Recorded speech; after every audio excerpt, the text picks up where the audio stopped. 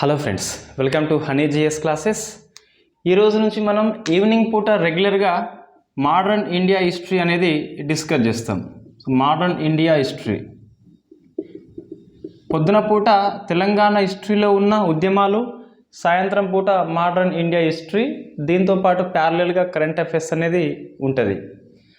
So మనకి ఈ modern India history చూస్తే ఏ సిలబస్లో ఉంది అంటే మనకి టీఎస్పిఎస్సి లేదా ఏపీపీఎస్సి లేదా ఇతర సంస్థలు కండక్ట్ చేసే ఏ పరీక్షలో అయినా జనరల్ స్టడీస్లో కంపల్సరీ ఉంటుంది మోడర్న్ ఇండియా హిస్టరీ. మన గ్రూప్ 2 విషయానికి వస్తే ఇట ఇది పేపర్ 2లో ఉంది. సో పేపర్ 2లో ఏముంది అంటే హిస్టరీ ఉంటుంది. ఇందులో ఈ హిస్టరీలో ఇండియా హిస్టరీ ఉంటుంది, తెలంగాణ హిస్టరీ ఉంటుంది. సో మొత్తం మనకి 50 మార్క్స్ అనేది. ఇండియన్ కాన్స్టిట్యూషన్ మనకి గవర్నెన్స్ గ్రూప్ 2లో లేదు, గ్రూప్ 1లో ఉంది. సో మనకి కాన్స్టిట్యూషన్లో ఒక 50 mark and next sociology, Indian society అనేది మనకి ఒక 50 మార్క్స్ అనేది ఉంది. సోషియాలజీ 50 మార్క్స్ అని పేర్కొన్నప్పటికీ ఇందులో ఉన్న 5 చాప్టర్స్లో మనకి 3 చాప్టర్స్ అంటే సుమారుగా 30 మార్కులు అనేది మనకి ఈ హిస్టరీ అండ్ కాన్స్టిట్యూషన్లో వస్తుంది. తెలంగాణ ఉద్యమాలు తర్వాత వస్తే ఇండియాలో ఉన్న చరిత్ర ఉద్యమాలు, తర్వాత రాజ్యాంగంలో ఉన్న సంక్షేమ యంత్రాంగము చూస్తే మనకి ఈ సొసైటీలో ఉన్న 30 మార్కుల కంటే ఎక్కువ మనకి కవర్ అవుతాయి. సో మనకి మేర్లీ ఓన్లీ సోషియాలజీ అంటే 20 మార్క్స్ కంటే తక్కువనే ఉంటాయి. సో మనం ప్రత్యేకంగా 50 మార్కుల కోసం చదవము, ఒక 20 మార్క్స్ మనం చదువుతాము. రైట్. హిస్టరీ మనకి అన్సెంట్ ఉంటుంది, మీడ్వాల్ ఉంటుంది, నెక్స్ట్ మోడర్న్ అని చెప్పేసి ఉంటుంది. ఒక 100% తీసుకుంటే మనకి కనీసం ఒక 55 నుంచి 60% వరకు మోడర్న్ ఇండియా హిస్టరీ వస్తుంది. సో నెక్స్ట్ ర్యాంక్ మనం అన్సెంట్ హిస్టరీకి, కల్చరల్ పార్ట్కి ఇవ్వచ్చు ముఖ్యంగా. నెక్స్ట్ మనకి ఈ మోడర్న్ ఇండియా హిస్టరీ చూస్తే భక్తి ఉద్యమం, తర్వాత ఢిల్లీ సుల్తానేట్స్ అండ్ మొఘల్స్ అని చెప్పేసి మనకి 3 ఉంటుంది. తక్కువ మార్కులు మనకు వస్తాయి. సో మనం కొద్ది వరకు ఈ మీడివల్ ఇండియా హిస్టరీలో మనము టాపిక్స్ అనేది సెలెక్ట్ చేసుకోవచ్చు కొన్ని. So first rank goes to modern India, second ancient history. Particular చెప్పాలి అంటే కల్చరల్ పార్ట్కి ఎక్కువ వస్తుంది. సో మనమైతే ఫస్ట్ అయితే ఈ మోడర్న్ ఇండియా హిస్టరీ డిస్కస్ చేద్దాం. తర్వాత గ్రూప్ 2 నోటిఫికేషన్ బట్టి మనం మిగతా అన్ని కంటిన్యూ చేయాలా లేదా అని చెప్పేసి డిపెండ్ ఆన్ ది టైం మనకి. రైట్. ఈ మోడర్న్ ఇండియా హిస్టరీ చూస్తే ఈ క్లాస్లో మనం ఏం డిస్కస్ చేస్తాం అంటే సిలబస్లో ఏమి ఉంది. సో ఫస్ట్ సిలబస్ని తెలవాలి. సిలబస్ తెలిస్తే సిలబస్కి సంబంధించిన అంశం అనేది పేపర్లో వచ్చినప్పుడు మనం ఈజీగా పట్టుకోవచ్చు. కాబట్టి సిలబస్లో ఏమి ఉంది, నెక్స్ట్ ఈ సిలబస్లో ఉన్న కోర్ టాపిక్స్ ఏంటి. సో కోర్ టాపిక్స్ అంటే ఏంటి అంటే ఎగ్జామినర్ ఒక టాపిక్ తీసుకున్నప్పుడు, ఒక అంశం తీసుకున్నప్పుడు కొన్ని అంశాల మీద ఎక్కువ ఫోకస్ చేస్తుండు. ఆ అంశాలు ఏంటి? సో ఇవి ఎవరైనా ఎట్లా చెప్తారు అంటే నేనైనా, మీరైనా, ప్రొఫెసర్లైనా, లెక్చరర్స్ అయినా కూడా మనకి ముఖ్యంగా ప్రీవియస్ పేపర్స్ని బాగా గమనిస్తే, ఒక 20 years బ్యాక్ పేపర్స్ గమనిస్తే అందులో ఏ అంశం ఫోకస్ చేస్తుండు అని చెప్పేసి మనం ఏది వదలాలి అని చెప్పేసి తెలుస్తుంది. సో మనకి ఇది వెరీ ఇంపార్టెంట్ ఈ హిస్టరీ పాయింట్ ఆఫ్ వ్యూలో చూస్తే. ఎగ్జాంపుల్ ఇప్పుడు ఇయర్స్ అని చెప్పేసి ఉంటుంది. మన మోడర్న్ ఇండియా హిస్టరీ చూస్తే నెంబర్ ఆఫ్ ఇయర్స్ ఉంటుంది. మనం ఇయర్స్ మీద, నెంబరింగ్ మీద ఎప్పుడు ఫోకస్ చేయొద్దు. ఇయర్స్ అన్నీ గుర్తుపెట్టుకోవద్దు. మెయిన్గా జరిగే ఇన్సిడెంట్ ఏవైతే ఉన్నాయో వాటికి ఇయర్స్ అందరికీ గుర్తుంటాయి. సో ఇక్కడ చూస్తే మనకి సంవత్సరాలు గుర్తుండటం లేదు. హిస్టరీలో మెయిన్ ప్రాబ్లం అది మర్చిపోవాలి మనము. మరి ఏం గుర్తుపెట్టుకోవాలి? మరి క్రోనాలజీ ఆర్డర్లో పొందుపరచము ఆన్సర్ వస్తుంది అంటే ఎస్, మనం తెలంగాణ ఉద్యమంలో ఫాలో అయినాం. మెయిన్గా ఆర్డర్ అనేది గుర్తుపెట్టుకోవాలి. ఇన్సిడెంట్ మధ్య లింకేజ్ ఉంటుంది, దాన్ని మనం పట్టుకోవాల్సి ఉంటుంది. సో దేని వెనుక ఏది వస్తుంది, హిస్టరీ అంటే మొత్తం స్టోరీ బేస్డ్లో ఉంటుంది కాబట్టి దేని వెనుక ఏది వస్తుంది. గాంధీజీ వచ్చినాకనే మనకి చంపారన్ వస్తుంది, ఎన్సీఎం అయినాకనే సిడిఎం వస్తుంది, సిడిఎం అయినాకనే క్విట్ ఇండియా వస్తుంది.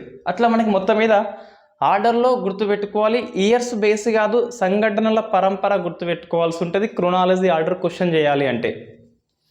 సో కోర్ టాపిక్స్ ఎట్లా మనం గుర్తిస్తున్నాము అంటే సిలబస్ అనేది నువ్వు గుర్తించొద్దు, వాళ్ళే ఇస్తారు. ఆ సిలబస్లో కొన్ని కోర్ టాపిక్స్ అనేది మనం ఎక్కువ ఫోకస్ చేయాల్సి ఉంటుంది. ప్రీవియస్ పేపర్స్ ఆధారంగా గుర్తించాలి. మూడవది మనకి ఈ సిలబస్ కోర్ టాపిక్స్ బట్టి రిఫరెన్స్ పుస్తకాలు ఏంటి. సో ఈ మోడర్న్ ఇండియా హిస్టరీ మనము ఎక్కువ స్కోర్ చేయాలంటే రిఫరెన్స్ బుక్స్ ఏమున్నాయి, రిఫరెన్స్ బుక్స్ మనం ఏ ఎగ్జామ్కైనా ఏ పరీక్షకైనా ఎట్లా ఎంపిక చేసుకోవాలి అంటే ఒక 2 or 3 పేపర్స్ దగ్గర పెట్టుకోవాలి. లాస్ట్ 2020, 19, 18 పేపర్స్ దగ్గర పెట్టుకోవాలి. ఆ రిఫరెన్స్ బుక్ దగ్గర పెట్టుకోవాలి. అందులో వచ్చిన ప్రశ్నలు ఏవైతే ఉన్నాయో అది రీపబ్లిష్ చేయబడి ఉండాలి పుస్తకం అనేది. అప్డేట్ వర్షన్ అంటే ఇప్పుడు ఇది ప్రైవేట్ పబ్లికేషన్కి ఈ రూల్ వర్తించదు. నేను చెప్పే రూల్ ఏంటి అంటే గడిచిన 4-5 సంవత్సరాల పేపర్స్ తీసుకోవాలి, రిఫరెన్స్ బుక్ తీసుకోవాలి. అందులో వచ్చిన ప్రశ్నలలో కనీసము ఒక 75 నుంచి 80% ప్రశ్నలు కవర్ చేస్తే yes it is the best reference book, మనం ఆ పుస్తకాన్ని నమ్మొచ్చు అని చెప్పేసి గుర్తించవచ్చు. మరి ప్రైవేట్ పబ్లికేషన్స్ మనం దీన్ని నమ్మొద్దు, ఎందుకంటే వాళ్ళు 2020 పేపర్ను చూస్తారు. సో 21లో అప్డేట్ వర్షన్ అంటారు. ఏం అప్డేట్ చేసినామంటే గడిచిన ప్రశ్న పత్రాలలో వచ్చిన ఆన్సర్స్ అనేది ఇన్సర్ట్ చేసి పొందుపరిచినము. సో మనం ప్రైవేట్ పబ్లిషర్స్ నమ్మకుండా ఏవైతే మనకి రిఫరెన్స్ పుస్తకాలు ఉన్నాయో, ఇప్పుడు ఎగ్జాంపుల్ లక్ష్మీకాంత్ బుక్ మనకి ఎప్పుడు అదే ఉంటుంది. ఏవో కొన్ని రాజ్యాంగంలో సంబంధిత అంశాలు, సవరణలు కానీ చట్టాలు కానీ అప్డేట్ ఉంటే తప్పించి సో ఒక ప్రశ్న వచ్చిందని చెప్పేసి దాన్ని ఇక్కడ అప్డేట్ చేయడు. పాలిటీ చదివితే లక్ష్మీకాంత్ బుక్ చదివితే నువ్వు ఎన్సీఆర్టీ అవసరం లేదు, ఏ డిగ్రీ పుస్తకం అనేది అవసరం లేదు. ఈ గ్రూప్ 2లో 50 మార్క్స్కి 48, 47 మార్క్స్ చేయవచ్చు. కరెంట్ అఫైర్స్తో లింకప్ నువ్వు చదివి ఉంటే, నేను చెప్పేది ఏంటి, కరెంట్ అఫైర్స్తో కలుపుకొని చదువుకుంటే ఎస్ నువ్వు 48, 47 స్కోర్ చేయొచ్చు అవుట్ ఆఫ్ 50లో, వెరీ పాసిబుల్. నెక్స్ట్ మనకు సోషియాలజీ చూస్తే భారతీయ సమాజం అని చెప్పేసి తెలుగు అకాడమీ పుస్తకం ఉంటుంది. కొద్ది వరకు ఇంగ్లీష్ ఇబ్బంది లేదు అనుకుంటే రాము ఆహూజా అని చెప్పేసి పుస్తకం ఉంటుంది. అండ్ డిగ్రీ సెకండరీ పుస్తకం మనకు ఒకటి ఉంటుంది. రైట్, ఇట్లా మనకి హిస్టరీ చూస్తే మోడర్న్ ఇండియా హిస్టరీ చూస్తే ఇంగ్లీష్ మీడియము మనము రిఫరెన్స్ బుక్స్ లాస్ట్కి ఇవ్వదాం, సరే మన టైం వేస్ట్ అనవసరంగా. మన 4th మన స్ట్రాటజీ ఏంటి, అసలు ఏ స్ట్రాటజీ ఫాలో కావాల్సి ఉంటుంది, ఎటువంటి అప్రోచ్ మనం చేయాల్సి ఉంటుంది అని చెప్పేసి డిస్కస్ చేయాలి. సో మన సిలబస్ తెలుసు, కోర్ టాపిక్స్ తెలిసినాయి, ప్రీవియస్ ప్రశ్నల ఆధారంగా రిఫరెన్స్ పుస్తకాలు కొనుక్కున్న షాప్కి వెళ్ళి నెక్స్ట్ ఏం స్ట్రాటజీ ఫాలో కావాలి మనం డిస్కస్ చేద్దాం. సో ఫస్ట్ ఏం స్ట్రాటజీ ఫాలో కావాలి అంటే సిలబస్ని నువ్వు నీకు అనుగుణంగా నువ్వు కొన్ని సబ్ టాపిక్స్గా తీసుకోవాలి.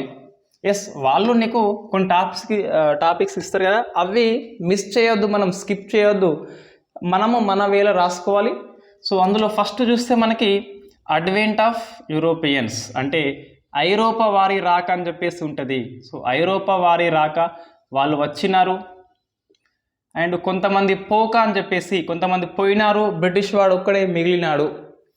సో మనకి చాప్టర్ నెంబర్ 1 ఏంటి అంటే రేపటి క్లాసులో, ఈవినింగ్ క్లాసులో ఐరోపా వారి రాక అని చెప్పేసి ఉంటుంది. సో మనకి ఒకటే క్లాసులో అయిపోతుంది అది. ఈ క్లాసులో మనం ఏం డిస్కస్ చేస్తాము అంటే పోర్చుగీస్ వాడు వస్తాడు, డచ్ వస్తుంది, బ్రిటిష్ వస్తుంది, డేన్స్ వస్తారు అండ్ ఫ్రెంచ్ వాళ్ళు వస్తారు. సో మనకి ఆర్డర్లో పొందుపరచమంటే మనం ఈజీగా ఆన్సర్ చేయొచ్చు. సో ఇందులో ఏం అధ్యయనం చేయాలంటే మనం సిలబస్ ప్రకారం చూస్తే ఐరోపా వారి ఆగమనము అని చెప్పేసి ఉంటుంది. సో మన సిలబస్లో ఏముంది అంటే ఎగ్జాక్ట్గా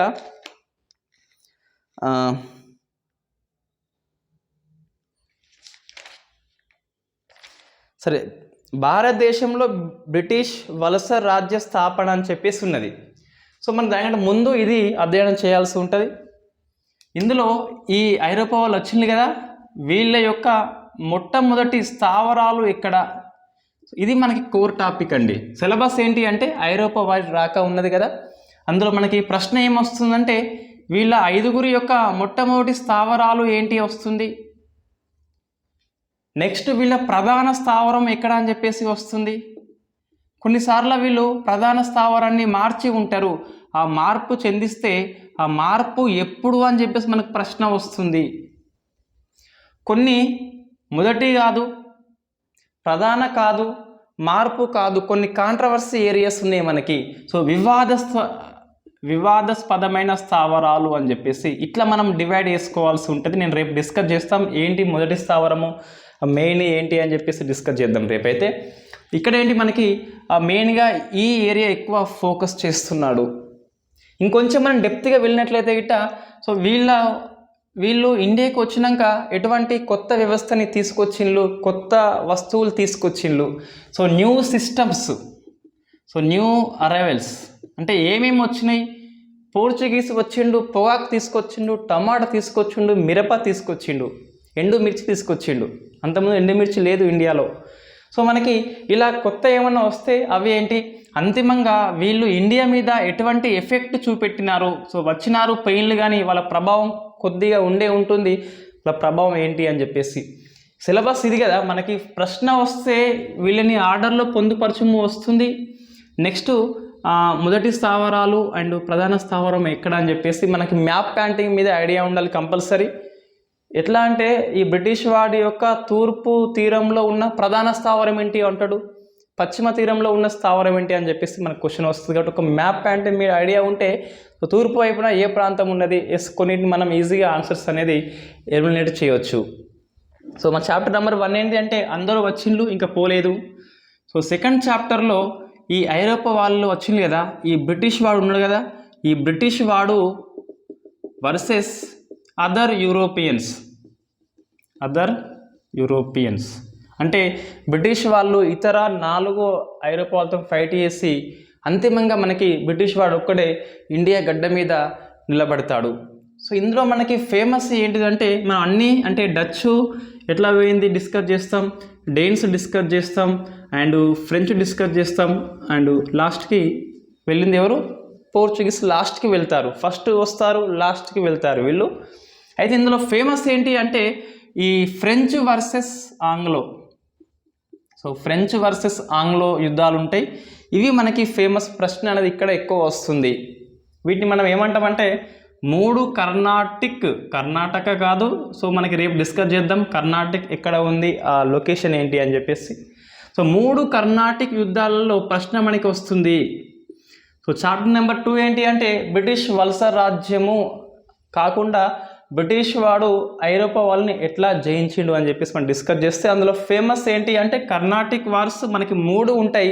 ఇందులో ఏం గుర్తుపెట్టుకోవాలి అంటే ఈ కర్ణాటిక్ వార్లో బ్రిటిష్ ఆఫీసర్స్ ఎవరు, అప్పటికి మనకి జనరల్స్ రాలే కాబట్టి సో ఆఫీసర్స్ ఎవరు, బ్రిటిష్ ఆఫీసర్స్ ఎవరు, మన ఇండియాలో ఉన్న కింగ్స్ ఎవరు. ఒరే ఇది ఆంగ్లో వర్సెస్ ఫ్రెంచ్ కదా, ఇండియాలో కింగ్స్ ఎవరు ఉంటారంటే ఎస్ ఉంటారు, మన వాళ్ళు ఒక చేయి కూడా వేస్తారు. సో ఈ కింగ్స్ కారణంగా కొన్ని యుద్ధాలు జరుగుతాయి, అంతర్గతంగా కొన్ని యుద్ధాలు మనకి ఎగ్జాంపుల్ శాంతోమి యుద్ధం అని చెప్పేసి జరుగుతుంది. అట్లా ఏమన్నా జరిగితే అవి ఏంటి అని చెప్పేసి అంతిమంగా ఏ యుద్ధం అనేది ఏ సంధితోని మనకి ట్రీటీతోని ముగుస్తుంది అని చెప్పేసి మనకి చివరిలో ఈ 100 వాస యుద్ధం అని చెప్పేసి జరుగుతుంది. సో మనకి ఎండింగ్ అయిపోతుంది ఫ్రెంచ్ ప్రభుత్వం అనేది. ఇంకా ఓన్లీ మిగిలింది ఎవడు అంటే బ్రిటిష్ వాడే. సో మనం కర్ణాటక యుద్ధంలో ఏవి ఫోకస్ చేయాలి అంటే కోర్ టాపిక్స్ ఏంటి, ఈ కర్ణాటక యుద్ధాలు అనేది ఆఫీసర్స్ బ్రిటిష్ వాళ్ళు ఎవరు, ఫ్రెంచ్ వాళ్ళు ఎవరు, లోకల్ కింగ్స్ ఎవడు, నెక్స్ట్ సంధి ఏంటి అని చెప్పేసి మనం డిస్కస్ చేయాలి. నెక్స్ట్ ఏంటి 3వది ఏంటంటే ఈ బ్రిటిష్ వాడు మిగిలింది కదా. సో బ్రిటిష్ వాడు మిగిలినాక ఈ బ్రిటిష్ వాడు వర్సెస్ ఎవరు మరిగా ఇండియన్స్ మనమే ఉన్నాం ఇక. సో అప్పుడు స్టేట్స్ లేవు, ప్రావిన్స్ కూడా లేవు మనకి. సో ఏమున్నాయంటే పూర్తిగా సంస్థానాలే ఉంటాయి. సో ప్రిన్స్లీ స్టేట్సే ఉన్నాయి. సో ఇప్పుడు ఏంటి బ్రిటిష్ వాడి యొక్క ఏంటిది టార్గెట్ ఏంటి అంటే సంస్థానాల ఆక్రమణ.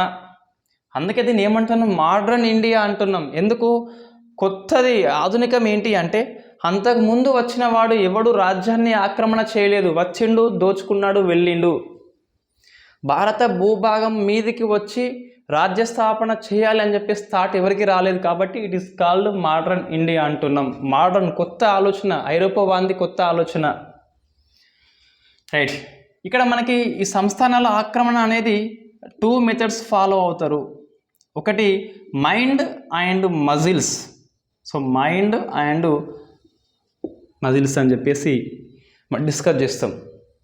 మైండ్ కింద ఏముంటుంది అంటే యుద్ధం ద్వారా కాకుండా ఇది డిప్లొమాటిక్ నీతి ద్వారా వీళ్ళు కొన్ని ప్రాంతాలను జయిస్తారు. అందులో ఫేమస్ మనకి రింగ్స్ ఆఫ్ ఫైర్ అని చెప్పేసి ఉంటుంది. So rings of fire and subsidiary alliance అని చెప్పేసి ఉంటుంది. నెక్స్ట్ డాక్ట్రిన్ ఆఫ్ ల్యాబ్స్ అని చెప్పేసి ఉంటుంది. ఇంగ్లీష్ వర్డ్సే గుర్తుపెట్టుకోవాలండి, తెలుగు దీనికి ట్రాన్స్లేషన్ చాలా ఇబ్బందిగా ఉంటుంది.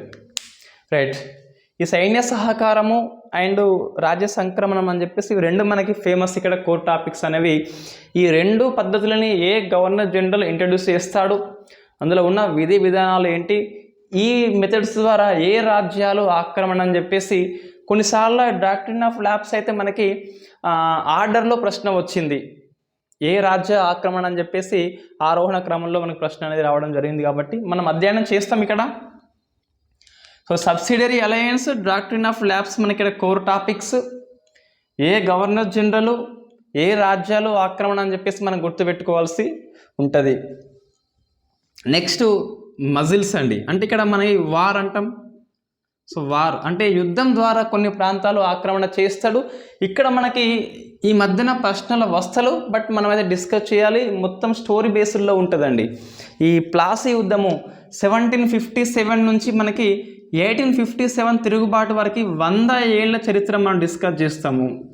100 ఏళ్ల కాలంలో బ్రిటిష్ వాడు ఇండియా యొక్క ఏ సంస్థానాలు ఆక్రమణ చేస్తాడు అని చెప్పేసి. సో ఏమున్నాయి మనకి ఇందులో ఫేమస్ అంటే కొన్ని ప్లాసీ యుద్ధము, బక్సార్తో మనకి పూర్తిగా బెంగాల్ అనేది వీళ్ళ వశం అనేది అయిపోతుంది. సో బెంగాల్ అయిపోయాక భారత్ యొక్క ఆయువు పట్టు అనేది బెంగాల్ని పట్టుకున్నాడు. సో నెక్స్ట్ మనకి ఆంగ్లో మైసూర్ అని, ఆంగ్లో మరాఠా అని చెప్పేసి, ఆంగ్లో సిక్కు అని, సింధు ఆక్రమణ, ఫేమస్ అవధ్ ఆక్రమణ అని చెప్పేసి ఉంటుంది. సో మనకి ఇవన్నీ ఆక్రమణలు మనం డిస్కస్ చేయాల్సి ఉంటుంది. సో బ్రిటిష్ వాడి భారత్ ఆక్రమణ అని చెప్పేసి ఇక్కడ వస్తుంది. సో మరి ఈ యుద్ధాలలో మనం అన్నిటినీ అధ్యయనం చేయాల్సి ఉంటుంది కంపల్సరీ. బట్ మనకి కొన్ని కోర్ ఏరియా ఏంటి అంటే, సో అన్ని యుద్ధాలలో మనకి కొన్ని కామన్ టాపిక్స్ ఉంటాయి. సో బ్రిటిష్ గవర్నర్ జనరల్ ఎవరు ఒకటి కంపల్సరీ ఉంటుంది. ఇండియా నుంచి కింగ్స్ ఎవరు, ఆ కింగ్ ఎవడు అని చెప్పేసి. ఈ యుద్ధం అనేది ఒక కారణం ఉంటుంది, మొత్తం మీద ఏదో కారణంగా స్టార్ట్ అవుతుంది, ఏదో సంధి కారణంగా ముగుస్తుంది. సో మనకి ఎందుకు ముగిసింది అని చెప్పేసి, ఆ సంధి ఏంటి అని చెప్పేసి 4 అంశాలు మనకి ప్రశ్న అయితే వస్తుంది. So Anglo Mysore, third Anglo మైసూర్లో, సెకండ్ ఆంగ్లో మైసూర్లో ఎవరు అని చెప్పేసి అట్లా ప్రశ్న వస్తుంది. కింగ్ ఎవరు అని చెప్పేసి, కారణం ఏంటి, ఎందుకు ఫైట్ చేసిండ్లు, ఎందుకు ఆగిపోయింది, మళ్ళీ ఎందుకు స్టార్ట్ అయింది. ఈ ట్రీటీ, వార్, ఫస్ట్ ఏంటంటే వార్ చేయాలి, బలహీనం చేయాలి, గ్యాప్ ఇవ్వాలి, మళ్ళీ వార్ చేయాలి, ఇంకా బలహీనం చేయాలి, అంతిమంగా రాజ్యాన్ని హస్తగతం చేసుకోవాలని చెప్పేసి వీళ్ళ పాలసీ. మనం డిస్కస్ చేద్దాం ఆ ట్రీటీ ఏంటి అని చెప్పేసి. ఇక్కడ మనకి 3 చాప్టర్స్ వరకు ఈ గ్రూప్ 1లో పెద్దగా ప్రశ్నలు మనకి అంత పడవు. ఇక్కడ ఇవి 2 కొద్దిగా ఛాన్సెస్ ఉంటాయి, మైండ్ పవర్ అని చెప్పేసి. మన గ్రూప్ 2 రాస్తే మనకి ఇవన్నీ ప్రశ్నలు కంపల్సరీ వస్తాయి. ఇంతవరకు బ్రిటిష్ వాడి ఆక్రమణ అని చెప్పేసి మనకి 3 చాప్టర్స్ అయిపోతే ఇది మనం మలుపుకోవచ్చు.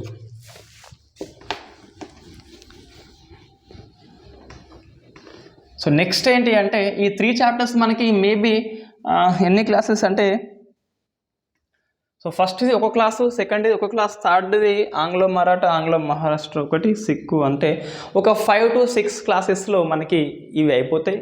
6 క్లాసెస్ తీసుకుని మ్యాక్సిమం. రైట్, నెక్స్ట్ ఏంటి అంటే ఇది ఇక్కడ మనం కొన్ని మర్చిపోవద్దు, నోట్ మేకింగ్ అండి. ఎట్లా మన నోట్స్ రాసుకోవాలని చెప్పేసి. So note making, some tips లాస్ట్కి. సో ఇవి రాస్తే మనం ఇక్కడ చెప్పగలుగుతాం, లేకుంటే ఇంకా ఇది అయిపోయినాక అటు వెళ్ళిపోతే భయం అని చెప్పేస్తే ఇంకా అయిపోతుంది. రైట్, నెక్స్ట్ ఏంటి మనకి, సో బ్రిటిష్ స్థాపన అయిపోయింది, వాళ్ళు ఇంకేం చేయాలి, పరిపాలించాల్సి ఉంటుంది. సో 4th మనకి బ్రిటిష్ పరిపాలన విధానం ఎలా ఉంది, సో బ్రిటిష్ యొక్క పరిపాలన ఎలా ఉంది. ఇందులో మనం నెంబర్ ఆఫ్ టాపిక్స్ డిస్కస్ చేస్తాం. గ్రూప్ 1 ప్రశ్న వస్తే మనకి ఇక్కడ ఎక్కువ వస్తుందండి, చాలా టైం తీసుకుంటుంది చాప్టర్ మనకి. సో ఈ గ్రూప్ 2 లాంటి పరీక్ష చూస్తే 1 or 2 డేస్లో అయిపోతుంది. గ్రూప్ 1 చూస్తే కనీసం 15 రోజుల కంటే ఎక్కువ టైం పడుతుంది మనకి ఇక్కడనే. రైట్, ఏంటిది ఇందులో ఫస్ట్ చూస్తే పెద్దగా ఉందంటే చాలా పెద్దగా చాప్టర్స్ మనకు ఉన్నాయి అన్నట్టు. ఫస్ట్ చూస్తే అడ్మినిస్ట్రేటివ్ ఎలా ఉంది. సో అడ్మినిస్ట్రేటివ్ దీంట్లో భాగంగా మనకి చాలా రకాల చట్టాలు వస్తాయి. సో యాక్ట్స్ వస్తాయి, చార్టర్ చట్టం అని చెప్పేసి, రెగ్యులేటింగ్ యాక్ట్ అని, కౌన్సిల్స్ యాక్ట్ అని, గవర్నమెంట్ ఆఫ్ ఇండియా యాక్ట్ అని చెప్పేసి మనకి వస్తుంది. సో వీటిని మనము కంటెంట్తో పాటు కొన్నిటిని అధ్యయనం చేసినాం ఆల్రెడీ. 1909 మనం డిస్కస్ చేసినాం. 57 యాక్ట్ అయిపోయింది ఆల్రెడీ తిరుగుబాటు అప్పుడు. 1935 చట్టం అయిపోయింది. మనం మళ్ళీ డిస్కస్ చేస్తాం మనం డీటెయిల్గా. రైట్, ఇందులో కోర్ టాపిక్స్ ఏంటి అంటే 1858 యాక్ట్ ఒకటి కంపల్సరీ, 1909 నుంచి 1947 వరకు. సో ఎన్ని ఉంటే మనం వాటిని అన్నిటినీ ఒక అంశం పోకుండా డిస్కస్ చేయాలి. కొద్దిగా మనం ఇక్కడ పాలిటీ యొక్క టచ్ మనం ఇస్తూ ఉండాలి. అంటే ఈ చట్టం ద్వారా ఎగ్జిక్యూటివ్ బాడీ ఎలా చేంజ్ అయింది, లెజిస్లేచర్ ఎలా చేంజ్ అయింది, జ్యుడిషియరీ చేంజ్ అయిందా, అయితే ఎలా అయిందని చెప్పేసి మనం ఈ 3 పాయింట్ ఆఫ్ వ్యూలో మనం డిస్కస్ చేయాలి. సో ఒకటి చిన్న రిక్వెస్ట్ ఏంటి అంటే ఈ చట్టాలకి పూర్తిగా మన క్లాసెస్ని నమ్మొచ్చు, అనవసరంగా వేరే ప్రైవేట్ పుస్తకాల్లో ఇన్ని ఉన్నాయని చెప్పేసి అన్నీ చదవకండి. నేను కంపల్సరీ ఇక్కడ పాలిటీ బిట్స్ కవర్ అయ్యేలా డిస్కస్ చేద్దాం కంపల్సరీ. మీరు ఎనీ ప్రీవియస్ పేపర్స్ తీసుకున్నా ఆ బిట్ అనేది మిస్ కాకుండా ఉంటుంది కంపల్సరీ. ఎందుకు అంటే ఈ చట్టంలో ప్రతి దానిలో ఒక 30 అంశాల దాకా ఉంటాయి. మనం కొన్ని టాపిక్స్ డివైడ్ చేస్తున్నాం. అయితే ఎగ్జిక్యూటివ్ అన్న మారాలి, లెజిస్లేచర్ అన్న మారాలి, జ్యుడిషియరీ అన్న మనకు మారాల్సి ఉంటుంది ఇక్కడ. రైట్, ఇందులో ప్రతి చట్టంలో మనం ఒక 3-4 కోర్ టాపిక్స్ మనం తీసుకోవాల్సి ఉంటుంది. ఒక 3-4 ప్రధాన అంశాలు మనం ఒక షార్ట్ నోట్స్లో రాసుకోవాల్సి ఉంటుంది. రైట్, అడ్మినిస్ట్రేటివ్ అనేది మనకి పూర్తిగా అయిపోయింది. పరిపాలన అనేది ఇక్కడ ఎట్లా ఉంటుంది లండన్లో అండ్ ఇండియాలో ఎట్లా ఉంటుందని చెప్పేసి మనం డిస్కస్ చేస్తాం అక్కడ. నెక్స్ట్ ఏంటి అంటే ఈ బ్రిటిష్ వాడి యొక్క రెవెన్యూ విధానం ఎలా ఉంది, వెరీ వెరీ ఇంపార్టెంట్ అండి ఇదైతే. సో గ్రూప్ 1 క్వశ్చన్ మనం ఇక్కడ ఎక్స్పెక్ట్ చేయొచ్చు. రెవెన్యూ పాలసీ మనకి 3 ఉంటుంది మొత్తం. శిస్తు పద్ధతి అని చెప్పేసి, రైతువారి, జమీందారీ, మహల్వారీ అని చెప్పేసి ఉంటుంది కదా. సో ఈ సిస్టమ్స్ అనేవి ఎవరు గవర్నర్ జనరల్, ఏ బ్రిటిష్ ఆఫీసర్ కీ రోల్ పోషిస్తాడు, ఏ ఏరియాలో వచ్చింది, ఏ ఏరియాలో ఎంత ప్రాంతంలో ఉన్నది, ఎంత శిస్తు ఉన్నది. సో ఏ ఏరియా, ఇండియా మొత్తం భూభాగంలో ఎంత శాతము, ఈ శిస్తు అనేది ఎంత పద్ధతి అని చెప్పేసి మనము ఈ 3-4 పాయింట్స్ మనం ఇక్కడ డిస్కస్ చేయాల్సి ఉంటుంది. సో ఇది మనకి వెరీ వెరీ ఇంపార్టెంట్. మనకి ఒక్కో పాలసీకి ఒక్కో క్లాస్ మనకి అయిపోతుంది. ఇది మనకు బాగా ప్రశ్న వస్తుందండి. ఈ యూపీఎస్సీ ప్రిలిమ్స్ పేపర్స్ చూస్తే గిట్ట ఈ జమీందారీ మహల్వారీ యొక్క పోలికలు లేకుంటే తేడాలు స్టేట్మెంట్ రూపంలో ప్రశ్న వస్తుంది. రైట్, నెక్స్ట్ ఏంటి అంటే మనకి రెవెన్యూ అయిపోయింది. సో నెక్స్ట్ ఎక్కువ ప్రశ్న ఆర్థిక విధానం అని చెప్పేసి వస్తుంది. ఇందులో మనకి అంతర్గతంగా పారిశ్రామిక విధానం అని చెప్పేసి ఉంటుంది. ఇండస్ట్రియల్ పాలసీ ఏంటి, మన స్వదేశీ పరిశ్రమలు సర్వనాశనం అయిపోయినాయి. ఏది ఈ పారిశ్రామిక విధానం వల్ల. అరే మన పత్తి, మన ముడి వస్తువు తీసుకెళ్ళి ఇంగ్లాండ్లో వస్త్రము తయారు చేసి ఫ్యాక్టరీ మీద మనకే అమ్మేస్తారు, మన వస్త్రాన్ని మనకే అమ్మేస్తారు. ఇటువంటి యొక్క దోపిడీ ఎక్కడ లేదు అని చెప్పేసి మనకు కార్ల్ మార్క్స్ చెప్తాడు. ఇంకా మనకి ఆర్థిక దోపిడీ మీద దాదాబాయి నౌరోజీ అని చెప్పేసి వీళ్ళు ఆర్సి దత్ అని చెప్పేసి మనకి ఫేమస్ పుస్తకాలు రాస్తారు, మనం డిస్కస్ చేస్తాం. ఇక్కడ గంగా నదిలో స్పాంజి ముంచి థేమ్స్ నదిలో పిండుతున్నారు అని చెప్పేసి ఆర్థిక దోపిడీని కొంతమంది వర్ణిస్తారు. ఇంకా కొంతమంది ఏమంటారు అంటే భారతదేశంతోని వాణిజ్యం అంటే ప్రపంచంతోని వాణిజ్యము అని చెప్పేసి అంటారు. అంటే ఇండియా అనేది అంత పెద్ద మార్కెట్గా అప్పుడు ఉండే. సో అవన్నీ మనకి స్టేట్మెంట్ రూపంలో ప్రశ్నలు వస్తున్నాయి కొన్ని. ఇక్కడ చూస్తే ఆర్థిక దోపిడీ మీద మరి ఇవన్నీ ఎక్కడ ఉన్నాయి స్టేట్మెంట్ రూపంలో అంటే మన పుస్తకాల్లో, డిగ్రీ పుస్తకాల్లో లేకుంటే మన తెలుగు అకాడమిక్ పుస్తకాల్లో లేవు. ఇన్ఫ్యాక్ట్ ఎన్సీఆర్టీ 12th స్టాండర్డ్ పుస్తకం ఉన్నది. సో ఆ పుస్తకం నేను పీడిఎఫ్ ఫైల్ పంపేందుకు ట్రై చేస్తా. NCERT.in కొట్టే మీకు అందులో కనిపిస్తుంది. అక్కడ చూస్తే నెంబర్ ఆఫ్ మనకి స్టేట్మెంట్స్ అనేవి అందులో ఉంటాయి. సో నెక్స్ట్ ఏంటి అంటే వీళ్ళ విద్యా విధానం ఏంటి అని చెప్పేసి, అంటే విద్యా విధానంలో దీనిలో మనకి మళ్ళీ సివిల్ సర్వీసెస్ మీద కమిటీలు ఉంటాయి కొన్ని. నెక్స్ట్ పోలీస్ అండ్ న్యాయ ఏంటిది సంస్కరణలు, వీళ్ళ పాలసీ ఎలా ఉంది, జ్యుడిషియల్ సిస్టమ్ ఎలా ఉంది మనం డిస్కస్ చేయాల్సి ఉంటుంది. నెక్స్ట్ వీళ్ళ కార్మిక విధానం ఎలా ఉంది, ఇవన్నీ చిన్నవి. సో కార్మిక విధానం ఎలా ఉంది అని చెప్పేసి, లేబర్ పాలసీ ఏంటి, లేబర్ యాక్ట్ ఏంటి అని చెప్పేసి ఫస్ట్ టైం 8 అవర్స్ టైం ఎప్పుడు తీసుకొచ్చిల్లు అని చెప్పేసి ఎవరు ధర్నా చేస్తారు అంతా. సో లేబర్ లాస్ ఉన్నాయి మనకి, లేబర్ యూనియన్స్ ఉన్నాయి మనకి, ఇటువంటి మనకి ఇందులో డిస్కస్ చేస్తాం. ముఖ్యంగా దీనిలో ఏవి అంటే రెవెన్యూ పాలసీ, మనం ఇంకా వీళ్ళ అటవీ విధానం ఎలా ఉంది, సో వీళ్ళ విధానం ఫలితంగా మనకి గిరిజనులు దాడి చేస్తారు, వీళ్ళ సామాజిక విధానం ఎలా ఉంది, సో దీన్ని బట్టి మనకి కొంతమంది మత పెద్దలు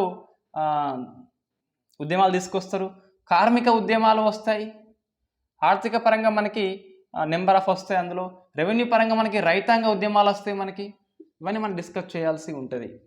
సో సోషల్ పాలసీ అంటే ఏమొస్తుంది, శిశు హత్య నిషేధము, ఈ బానిస నిషేధం అని చెప్పేసి, సతీ నిషేధం అని చెప్పేసి, మన మతాల వీళ్ళు జోక్యం చేసుకుంటారు అని చెప్పేసి కొంతమంది ఛాందసవాదులు ఉద్యమాలు చేస్తారు. ఇదంతా మనకి ఏంటి అంటే క్లాస్ నెంబర్ 4 అండి, బ్రిటిష్ పరిపాలనలో ఎలా ఉంది అని చెప్పేసి మనం అన్నిటిని డిస్కస్ చేయాల్సి ఉంటుంది.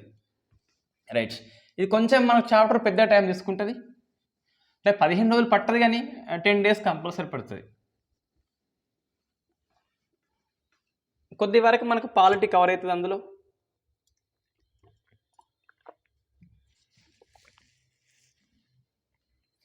నెక్స్ట్, సో బ్రిటిష్ వారి పరిపాలన చూసినాం. సో ఇండియా ఎలా స్పందించింది అనేది మనకి రివోల్ట్ అని చెప్పేసి, తిరుగుబాట్లు అని చెప్పేసి. సో ఇండియన్స్ ఎలా రియాక్ట్ అయ్యారు అంటే, సో ఈ విధంగా ఎలా అంటే తిరుగుబాట్లతో వీళ్ళు రియాక్ట్ అవుతారు. తిరుగుబాట్లు ఏమి ఉంటాయి మనకి, సో మనకి ఇందులో కొన్ని ఫస్ట్ చూస్తే బ్రిటిష్ వాడికి ఫస్ట్ టైం ఇండియాలో ఫైట్ చేసిండు అంటే ఎవరు అంటే ఒక గిరిజనుడు అండి. So very first time. Unfortunately వీళ్ళ పుస్తకాలు ఎక్కువ మనకి గ్రంథస్థం చేయలేదు. సో గిరిజన తిరుగుబాట్లు వెరీ ఫస్ట్ టైం వీళ్ళే చేస్తారు మనకి తిరుగుబాట్లు. సో మా అటవీ సంపద నువ్వెట్లా దోచుకుంటావు అని చెప్పేసి వీళ్ళు తిరుగుబాటు చేస్తారు. అందులో మనకు కొన్ని ఫేమస్ వస్తుంది, అందులో సంతాల్ అని చెప్పేసి ఇటీవల మనకి రాష్ట్రపతి ప్రసంగంలో కొన్ని ప్రస్తావిస్తుంది, అవన్నీ మనం డిస్కస్ చేస్తాం. సంతాలు, పైకా అని చెప్పేసి డిస్కస్ చేస్తాం. ఇందులో మనకి బిర్సా ముండా ఫేమస్ అండి. సో బిర్సా ముండా మనకి కోర్ టాపిక్ అంటాం దీన్ని, బిర్సా ముండా అని చెప్పేసి, సంతాల్ కమ్యూనిటీ అని చెప్పేసి అది మనకి కోర్ టాపిక్. అందులో మనకి ఈ ఎవరు రామ్జీ గోండ్ అండ్ వీళ్ళంతా బ్రిటిష్ వారికి కాదు నిజాంకి వేస్తారు వీళ్ళంతా.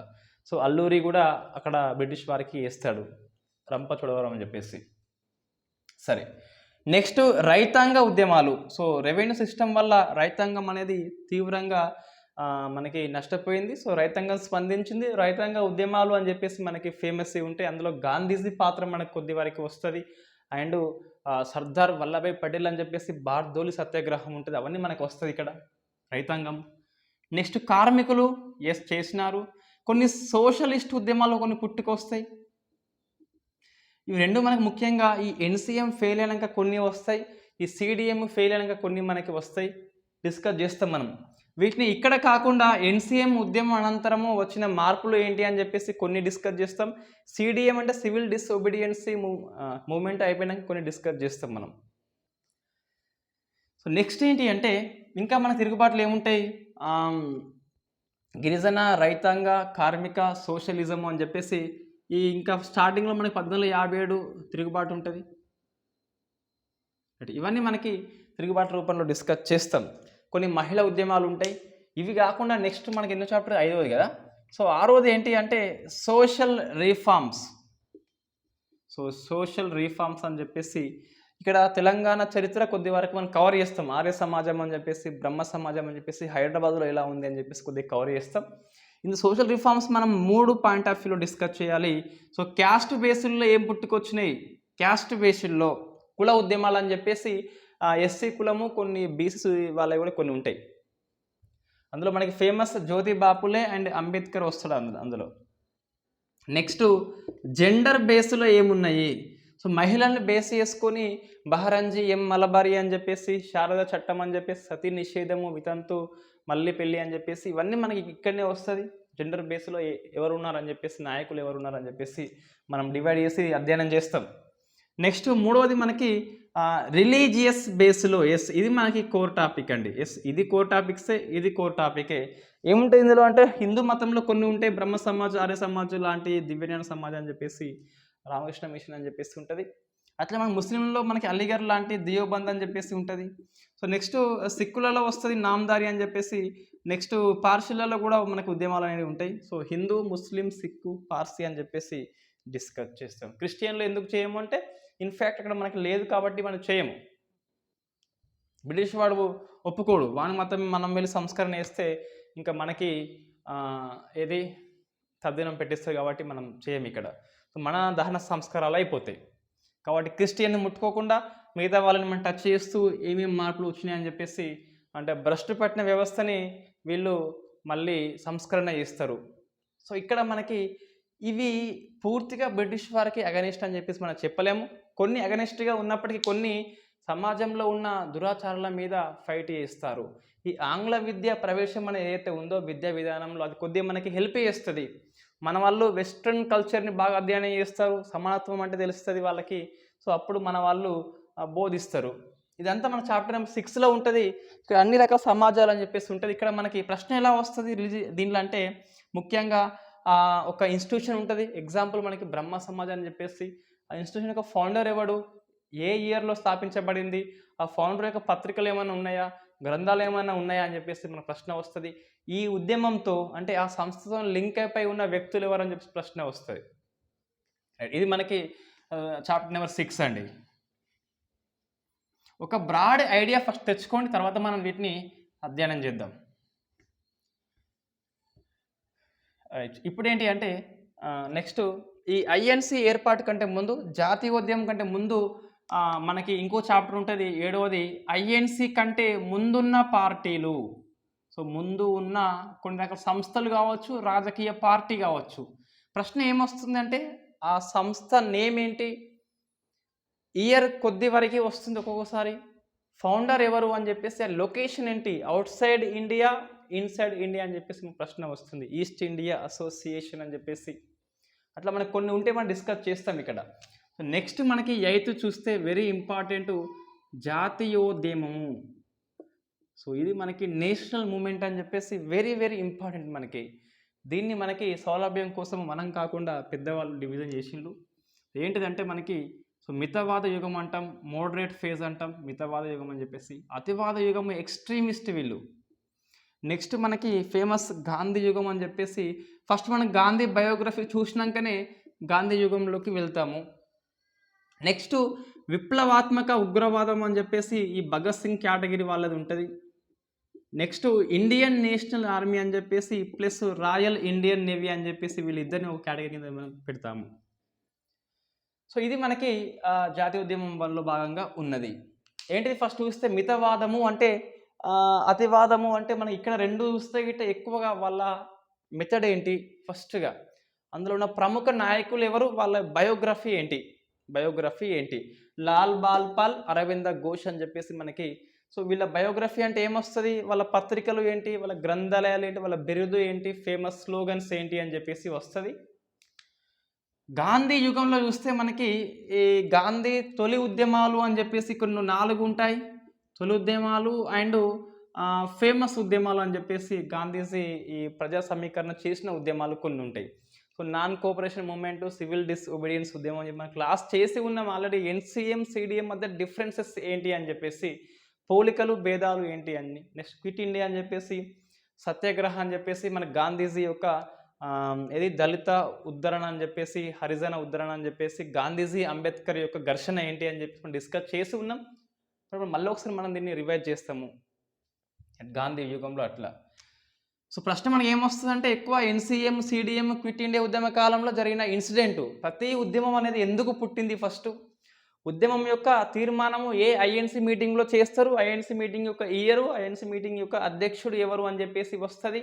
దాంతోపాటు ఉద్యమం యొక్క గమనం ఎలా కొనసాగింది, ఏ ఉద్యమంలో ఎవరు తమ యొక్క బిరుదుని త్యజించినారు అంటే విడిచిపెట్టినారు, ఆ ఉద్యమ కాలంలో స్లోగన్స్ ఏంటి అని చెప్పేసి, ఉద్యమం చివరికి ఎలా అంతమైంది అని చెప్పేసి వస్తుంది.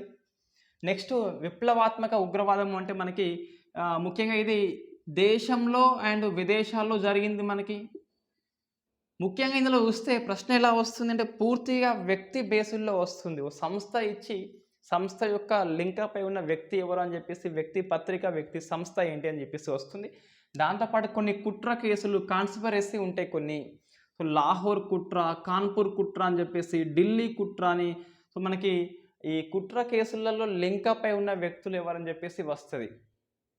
నెక్స్ట్ ఇండియన్ నేషనల్ ఆర్మీ వస్తే మనకి నేతాజీ యొక్క బయోగ్రఫీ, నేతాజీ యొక్క స్లోగన్స్ ఏంటి అని చెప్పేసి వస్తుంది.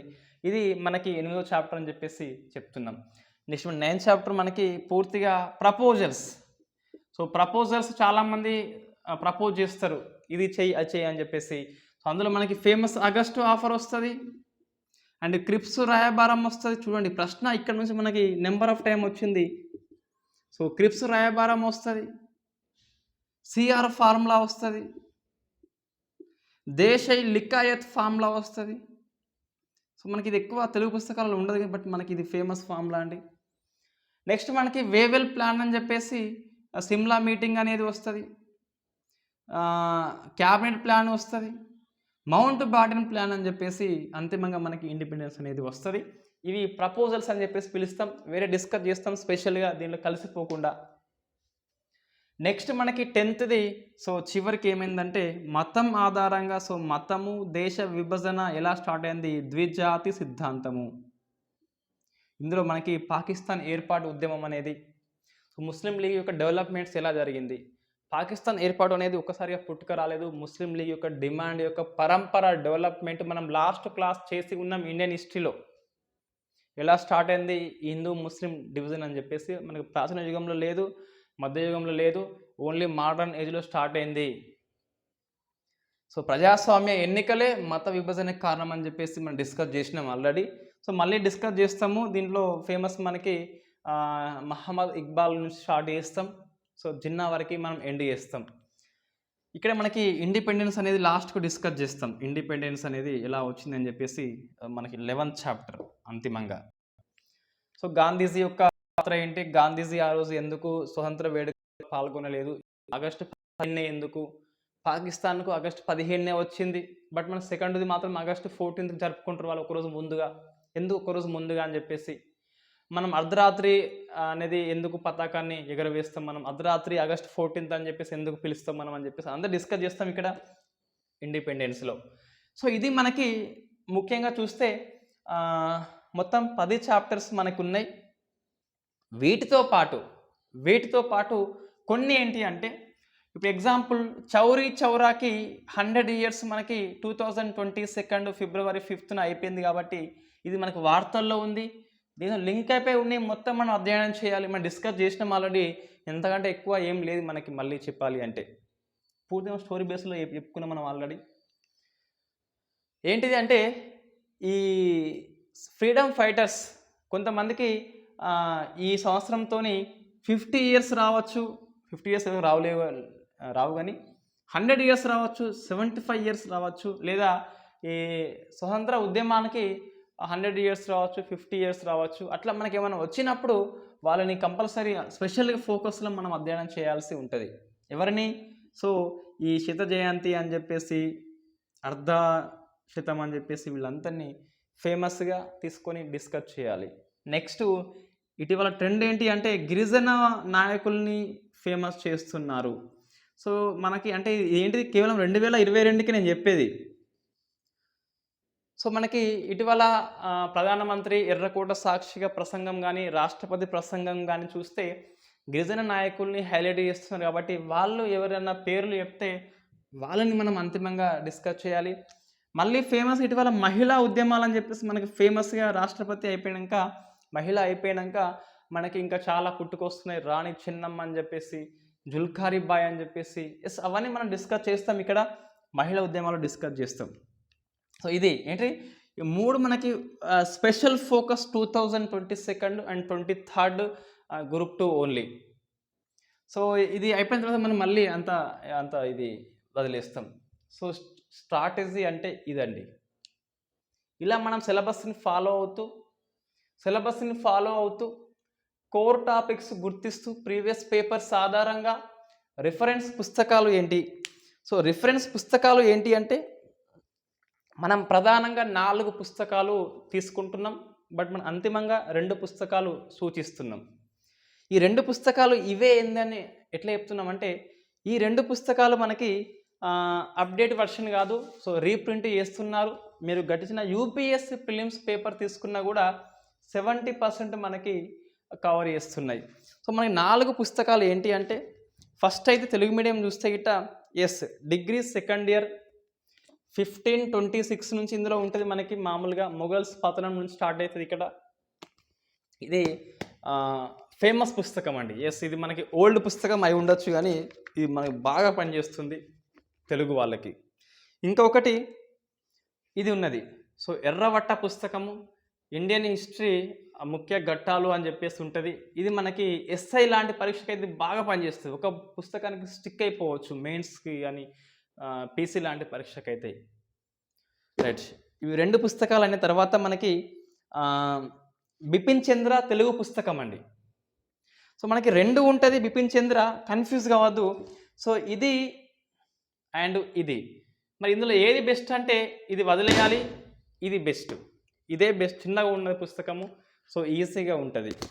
సో నెక్స్ట్ మనకి ఇది ఎందుకు అంటే జస్ట్ ఇది ఒక లెక్చరర్స్ చెప్పడానికి పనిచేస్తుంది బాగా, లేకుంటే టైంపాస్కి అధ్యయనం చేసేందుకు బాగా పనిచేస్తుంది తప్ప ఇందులో బిట్స్ మీకు ఏమీ ఉండవు. సో నెక్స్ట్ స్ప్రెక్టమ్ అండి. ఒక్కటే పుస్తకం సజెస్ట్ చేయమంటే ఇంగ్లీష్ మీడియం అయినట్లయితే ఈ ఒక్క పుస్తకానికి స్టిక్ అయిపోవచ్చు. మనము డిస్కస్ చేసేది అంతా కూడా మెయిన్గా ఇందులో ఉన్న హెడ్డింగ్స్ ఆధారంగా సో ఇందులో ఉన్న పాయింట్స్ మిస్ కాకుండా మనం అధ్యయనం చేస్తాం. సో నేను చెప్తున్నా, ఇంగ్లీష్ మీడియం మీకు ఇబ్బంది లేదు అనుకుంటే ఈ ఒక్క పుస్తకానికి స్టిక్ అయిపోవచ్చు. పుస్తకము చిన్నగా ఉంది కానీ పెద్దగా ఉంది. సో మనకి ఇందులో ఎక్కువ మ్యాటర్ అనేది ఉంటుంది. ఇంత వాస్తవంగా అవసరం లేదు, మనం సివిల్స్ రాస్తే అవసరము. సో ఇది సివిల్స్ కాదు కాబట్టి సో హెడ్డింగ్స్ మాత్రమే ఇందులో తీసుకుంటాం ఎక్కువ మనం.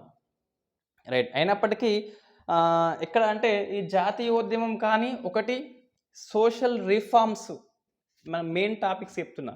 సోషల్ రిఫార్మ్స్ అంటే caste based, gender and religious బేస్లో ఉన్న ఈ హిందూ, ముస్లిం, పార్సీ, సిక్కు ఉద్యమాలు ఏవైతే ఉన్నాయో వాటికి, అండ్ బ్రిటిష్ పాలసీకి సెకండ్, అండ్ జాతీయోద్యమానికి, మూడిట్లో ఉన్న ప్రతి అంశాన్ని మనం డిస్కస్ చేస్తాము.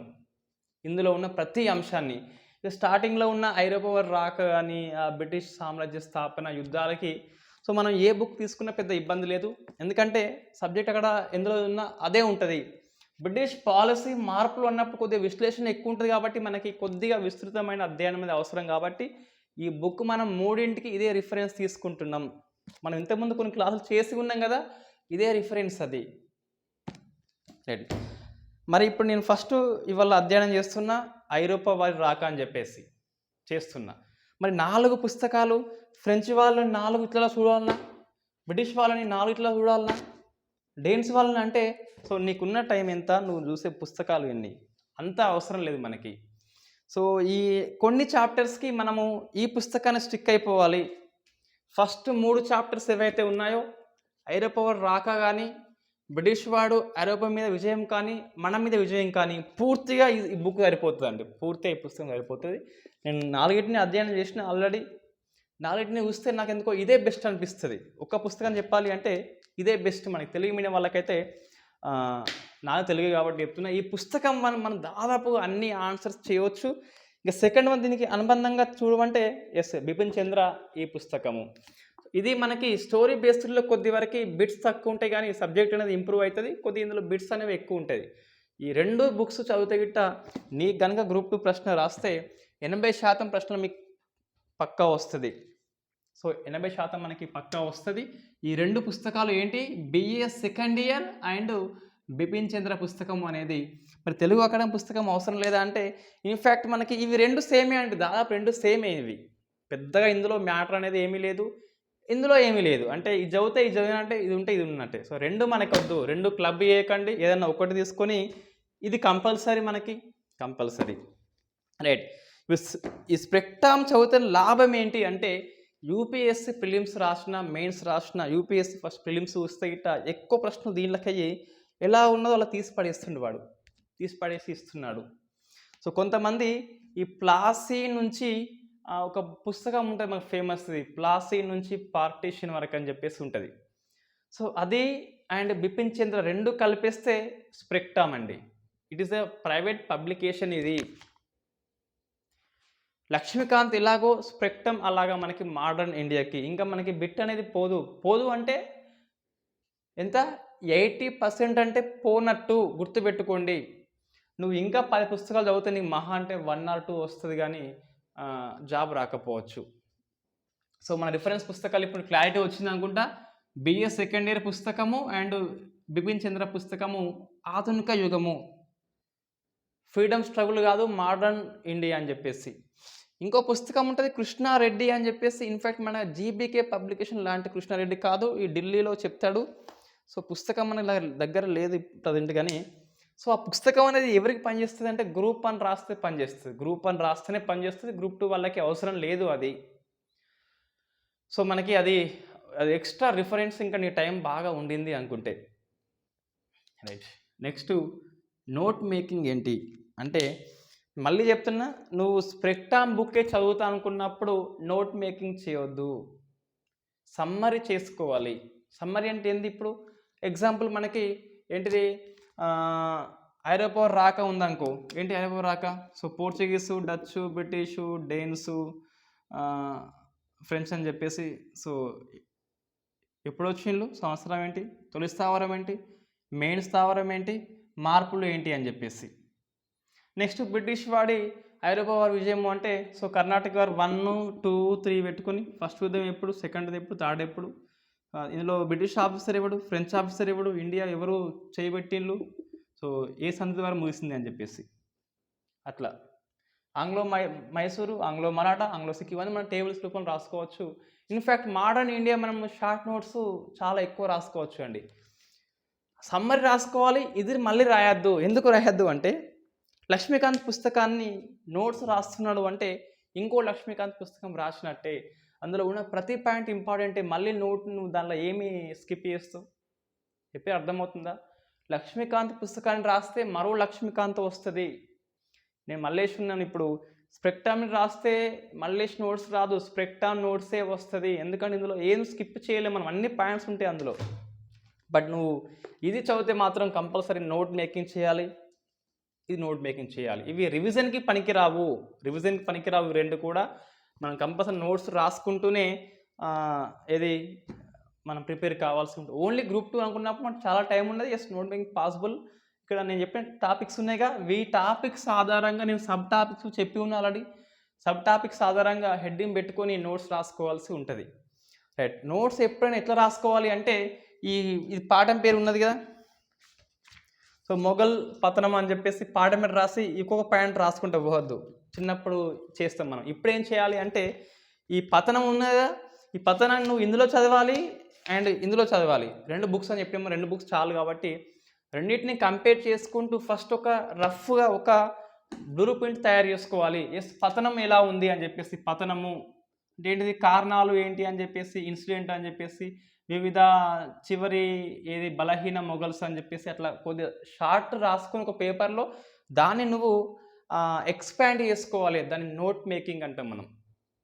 ఏంటిది, కంపల్సరీ రఫ్ వర్క్ ఉండాలి. రఫ్ వర్క్ లేకుండా నువ్వు ఫస్ట్ లైన్ నుంచి లాస్ట్ లైన్ రాస్తే ఏమవుతుంది అంటే, ఇది టాపిక్ వచ్చింది, ఇక్కడ ఇంకో టాపిక్ సేమ్ వస్తుంది. అప్పుడు నువ్వు ఎట్లా కల్పిస్తావు మళ్ళీ దీన్ని? అందుకే ఫస్ట్గా రఫ్గా ఒక నవల మాదిరిగా అధ్యయనం చేయాలి టాపిక్ని. కొన్ని సబ్ హెడ్డింగ్స్ తయారు చేసుకోవాలి. ఆ సబ్ హెడ్డింగ్ నుంచి మనం నోట్స్ అనేది తయారు చేసుకోవాల్సి ఉంటుంది. ఇది నోట్ మేకింగ్ యొక్క ఆర్ట్ అండి. ఇది లింక్డ్ టాపిక్స్ అన్ని ఒక దగ్గర రావాలి అంటే కంపల్సరీ ఫస్ట్ నువ్వు అంతా చదవాల్సి ఉంటుంది, బుక్ అంతా చదవాలి కంపల్సరీ. సో అది కొత్త వాళ్ళకి ఇబ్బంది కాబట్టి, సో కొత్త వాళ్ళు ఏం చేయాలి అంటే సీనియర్స్ యొక్క నోట్స్ ఫాలో కావాలి కంపల్సరీ, తప్పదు. లేకుంటే ప్రైవేట్ పబ్లికేషన్స్. రైట్. ఇక టిప్స్ అనేది ఏముంటుంది అంటే, so there is no tips అండి. ఇది మోసం చేసినట్టే.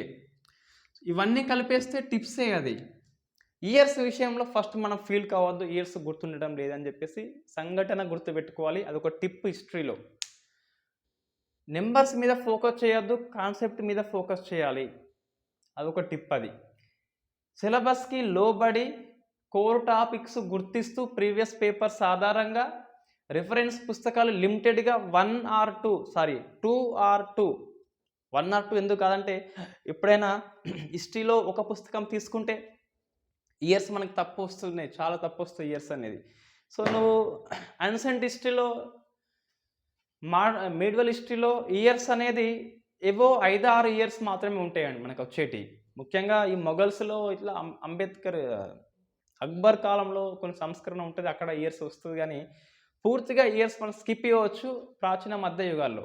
మోడర్న్‌లో మనం స్కిప్ చేయొద్దు. కొన్ని కొన్ని కంపల్సరీ అధ్యయనం చేయాల్సి ఉంటది. కాబట్టి 2 పుస్తకాలు రిఫరెన్స్ తీసుకుంటూ, ఆ స్ట్రాటజీ ఫాలో అవుతూ, నోట్ మేకింగ్ చేసుకుంటే దాన్ని మించిన టిప్స్ అనేది ఇంకా ఏమీ ఉండదు. అంతిమంగా కంపల్సరీ ప్రీవియస్ పేపర్స్‌ల పరిశీలన అనేది కంపల్సరీ. ప్రీవియస్ పేపర్స్ ఉంటాయి కదా! వీటిని మనం అధ్యయనం చేయాలి. వీలైతే ఒక మంచి పుస్తకం అండి ఇది.